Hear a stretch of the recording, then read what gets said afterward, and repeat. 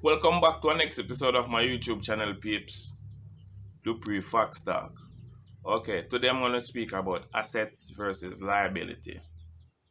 So you know what's an asset? You know what's an liability? Okay.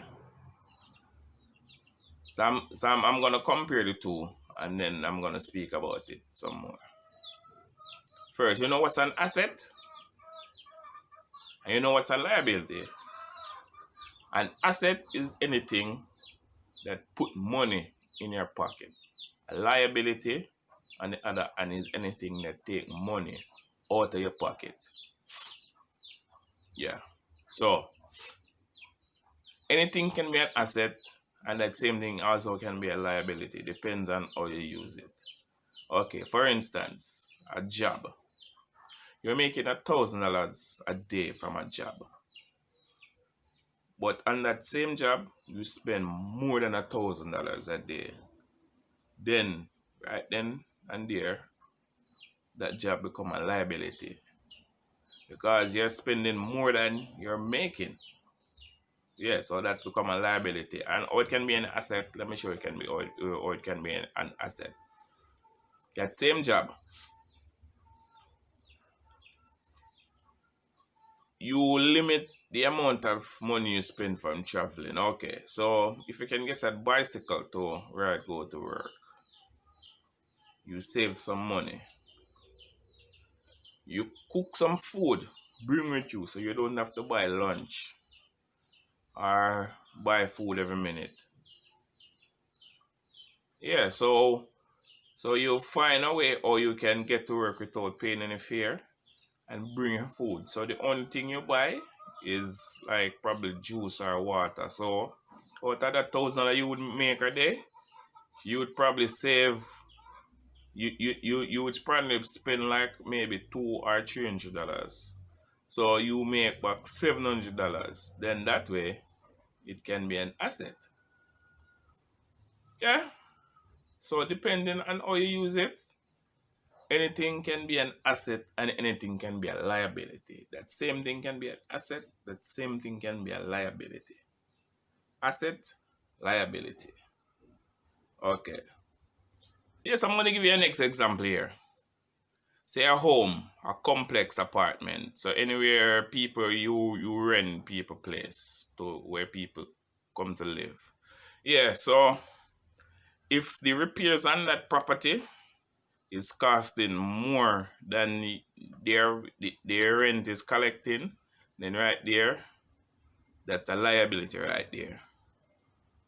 Or it can be an asset if the repairs is less than what you're collecting for rent, way less.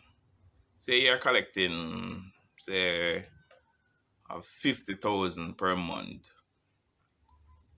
and the repairs are done like every 2 or 3 months, and that repairs is costing you like say maybe $5,000 every 2 months, then that's an asset right there.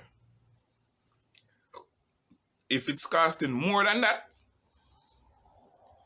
if you're collecting 50,000 and the repairs are costing you like 60, 70,000 like a repair, like every 2 months, then right there, then that's a liability right there. Do everything. So anything can be an asset and anything can be a liability. That same thing can be an asset, that same thing can be a liability. Give next example here.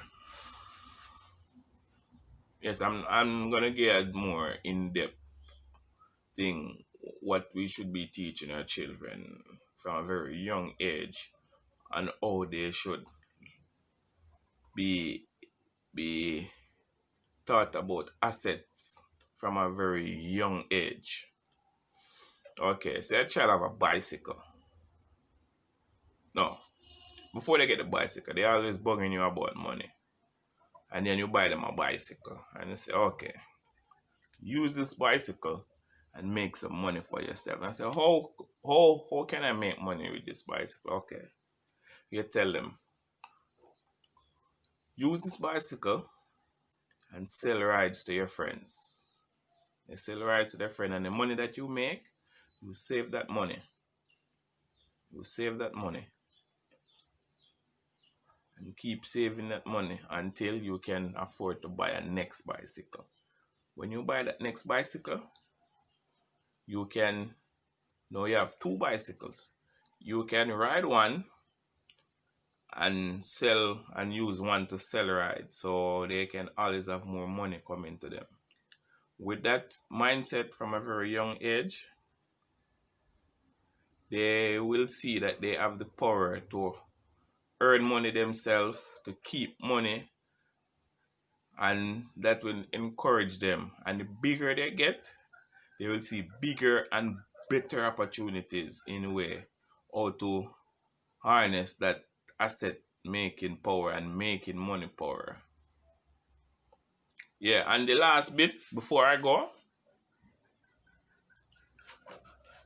this may not have nothing to do with this topic, but I think this is very important here. You know, most people always speaking about that they don't want to waste any money.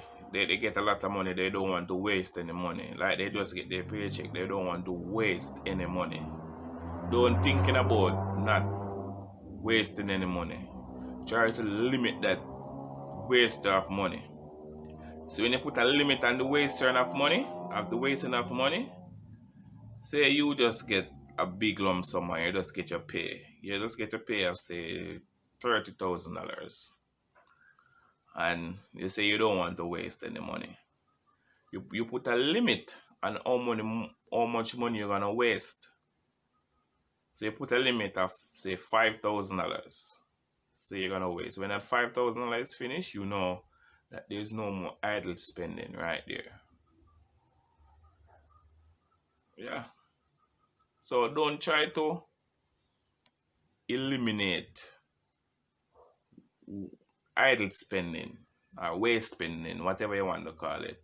Put a limit on it. So that way you will know when that limit come, you don't go over that limit. Yes, babes, I think this is it. And again, I always stress, keep yourself safe in these crazy times that is going on in the world. Do everything you need to do to keep you, yourself, and your family safe in these times. And out until the next one. I'm out, peeps. Bye.